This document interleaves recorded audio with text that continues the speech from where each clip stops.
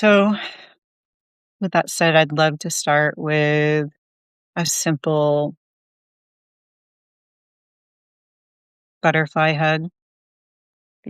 If you've watched me before, then you probably know this one, or you might know it elsewhere, but you can just interlock your thumbs and create a butterfly.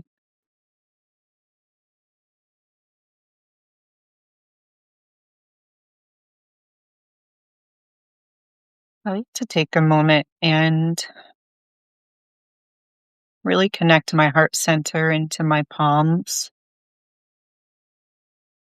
because it feels like I'm holding my heart center,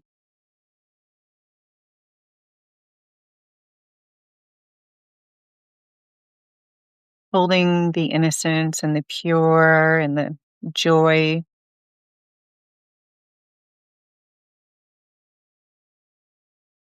warming to create more light.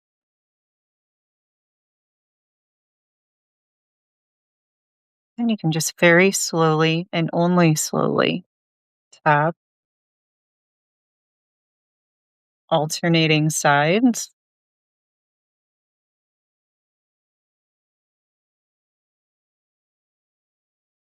Maybe just notice your breath.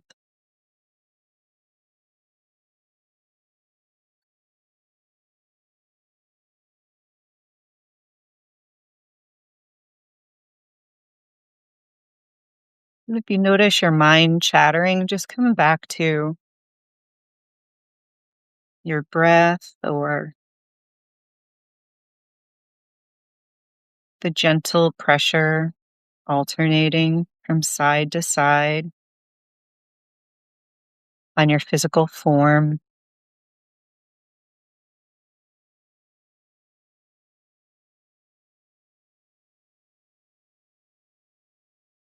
really creating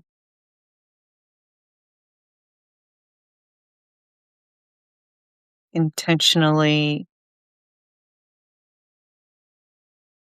bringing more love and compassion to all parts of you,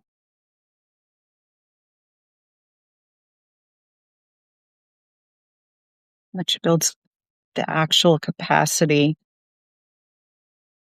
and network of that energy that gets to reach out to others.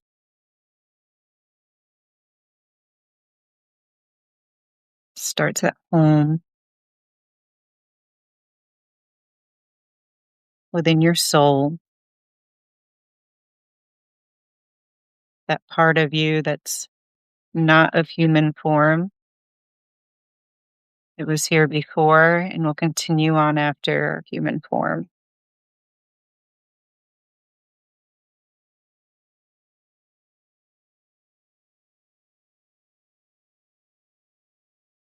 That divine energy that connects us to all life, the nature in us and of us.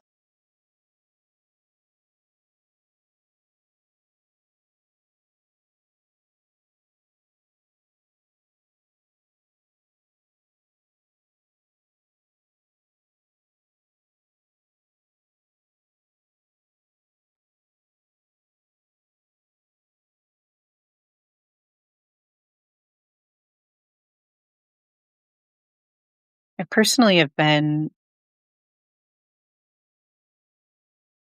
very intentional with this winter season and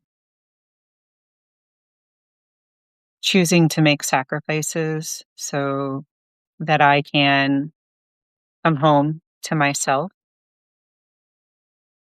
so I can get clear and come back closer and closer to my spirit's knowing. And through that process, I have recognized within me the discord that is created by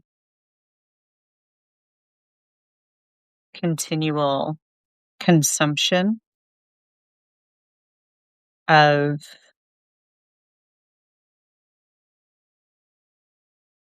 drama, which is to me seems unavoidable on social media.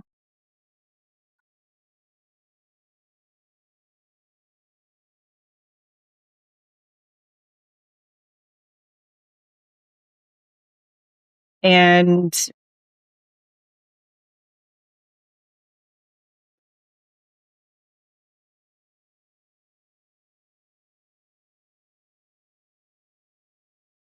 so with that, I decided to go into the depths and start to really notice how the feelings in my physical form, the emotions that I get to experience due to this physical form, I got to really slow down and experience where I can surrender and where I can make choices in that,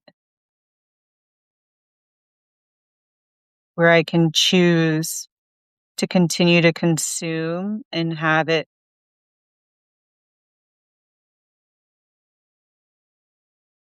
channel through me in ways that create a perpetual cycle of the drama within and without of being the perpetrator, the victim, or the fixer, which is a role that we all play in our human form. And it's something that I'm devoted to being intentional with sitting with that and finding ways to remove myself from that cycle. And I've done it before in social circles and familial dramas, and I haven't been perfect in it at all. It's such a practice and a skill, and I've made weird mistakes and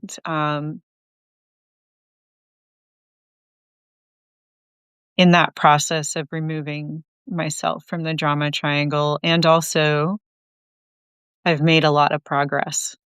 And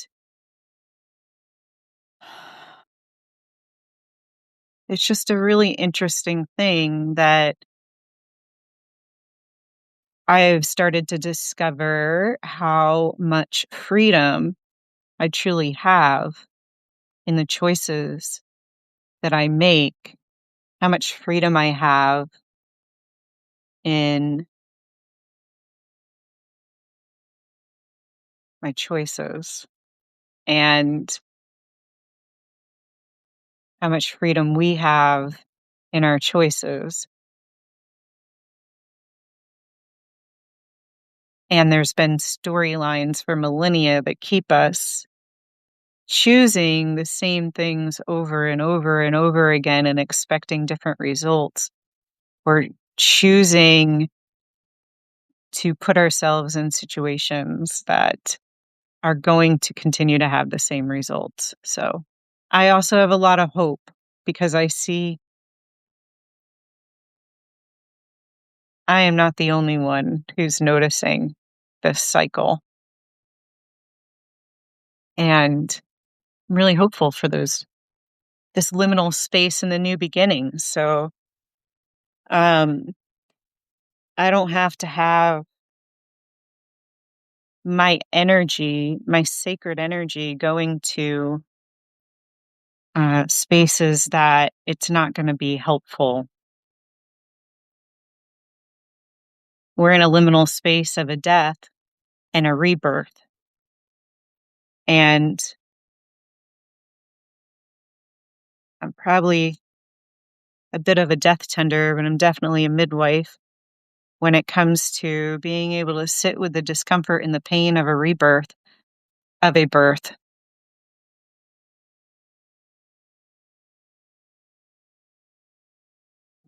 birthing life out of a epoch is not like anything that any of our living bodies have experienced before.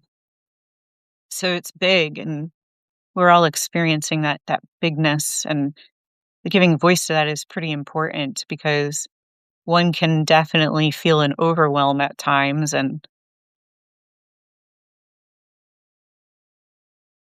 because it is. So that's why it's so incredibly important to make your choices in what you're consuming.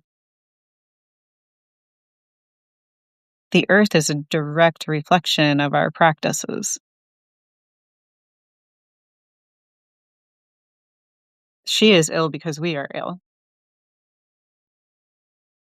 but we are healing and she is going to heal. One of the books that let's talk about some resources. One of the books that I'm currently listening to, and I'm not far in it, but I will say that when I read anything, I take what resonates in my spirit and I let go of that which doesn't, which is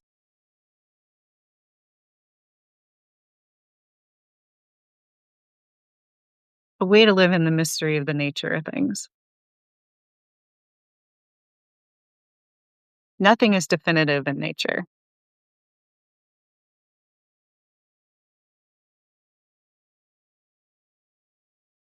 One of the books that I'm listening to is called Sacred Earth, Sacred Soul, and it's a Celtic wisdom for reawakening what our souls know and healing the world. It's by John Philip Newell. Sacred Earth, Sacred Soul. I'm listening to it. I appreciate listening to it. I think that he is the person who's reading it. This book really talks about the interconnection of, or the intersection of, the connection of, the unification of, um, maybe Christianity, maybe that's the word for it, and indigenous Celtic ways, and the appreciation that we don't have to, nor should we, disregard our connection to the earth and the oldest of old ways, regardless of where our ancestors are from. My most recent ancestors are from Ireland, Scotland, England, Germany, the most recent. But also going back to the Holy Land. So it's very rare that a lot of us, especially in the States, can claim one place.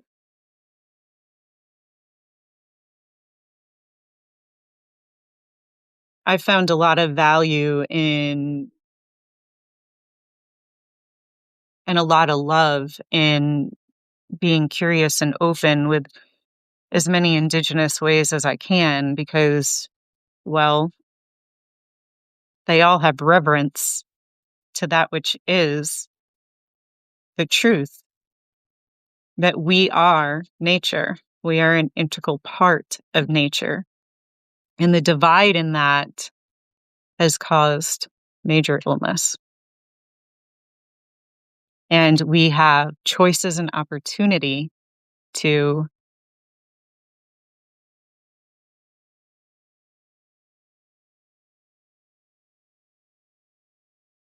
listen and come back to the nature in us.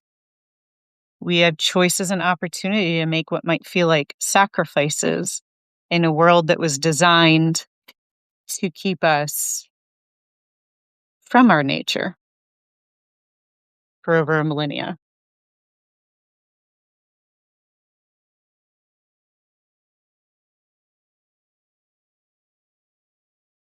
I like the archetypes that I get to see and read about played out in all of the world's major religions.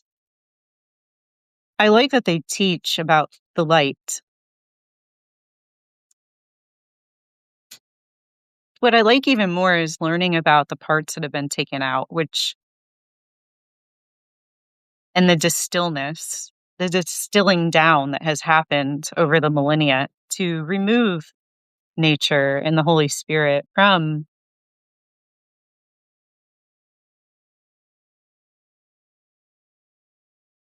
that which is taught.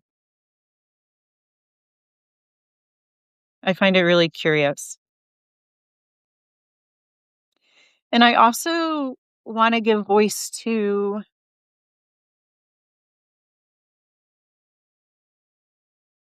vocabulary because it's a very nuanced thing. I've said this forever. Vocabulary is nuance. When I say Holy Spirit, that can mean something completely different to someone else. And not to be a victim of my walk in my younger years on um, a particular, well, a Baptist walk. Um, I have fully lived out and reckoned with my victimhood and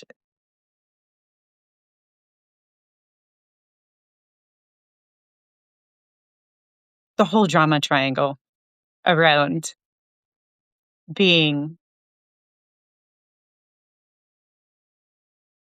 in a environment which demands conformity through power and erasure.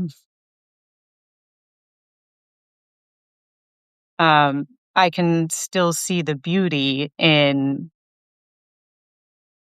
some of the teachings of even a distilled book. But there's more. There's so much more. There's so much more. So when I use the word Holy Spirit, it's a great mystery to me what one would call it because I doubt it has a name that we could all agree on. But there is something mysterious that connects us all on this earth and beyond in the cosmos. And um, there's so much beauty in it. And there's so much hope and there's so much ability to create and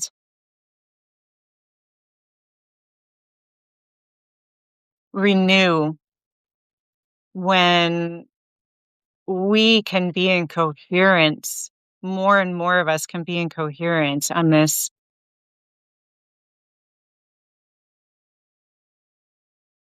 rebirthing and remembrance.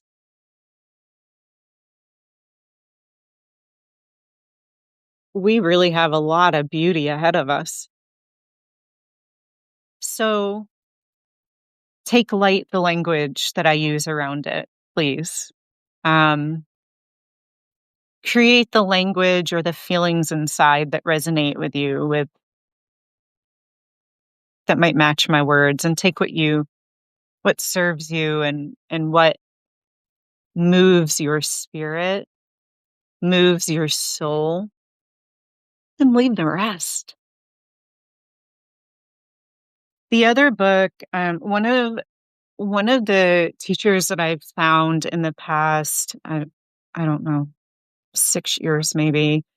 She's a 96-year-old woman by the name of Anne Baring, and she's out of the UK, I believe. She's her life work has been devoted to the research and history and being a clear channel for the divine,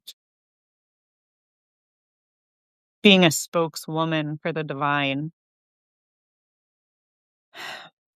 One of her books called Divine Wisdom and the Holy Spirit, she just put this out last year when she was 95. The Forgotten Feminine Face of God.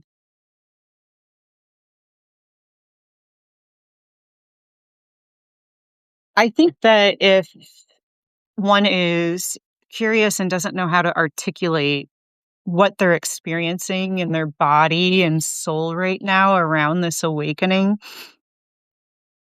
if someone feels very much in their victimhood around the past millennia or so of, I'm sorry if that's loud, that's Gizmo, of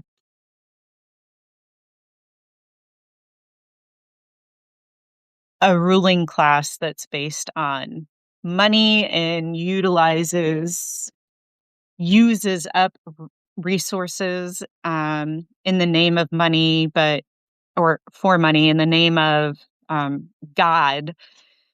This is a really excellent book to help bring it all together so that it feels more wholesome within your being, an understanding of how it all occurred and how we ended up where we are today. If that's something that you need, that can be a really nourishing book for that. I've been in a deep study of it for this whole winter. It's been eye-opening and validating, and um, has brought a lot of peace and hope. Another book that I've been working through, book, A Way of Contemplation, that I've been working through for, I don't know, probably 6 years as well, is The Gene Keys. And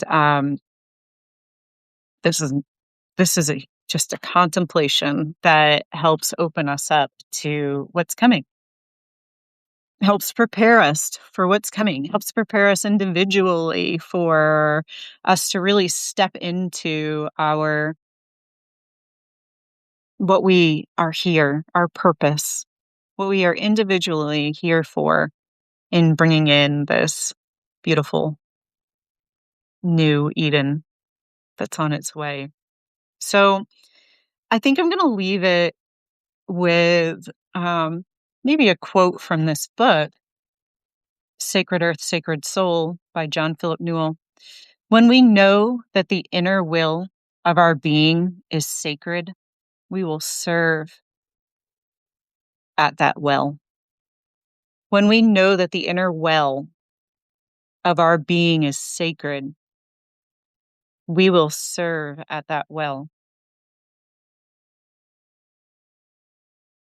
The past millennia didn't want you to really know about that, but I think you do deep down inside. When we know that the inner well of our being is sacred, we will serve at that well.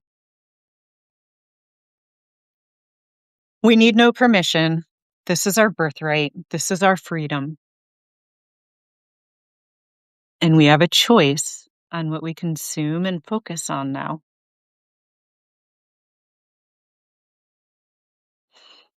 From my heart, ugh, to yours, please connect. I know I'm not in this alone. I know so many of you are right here with me, and it's important for us to know that, isn't it? Mhm. All right. Ta-ta for now.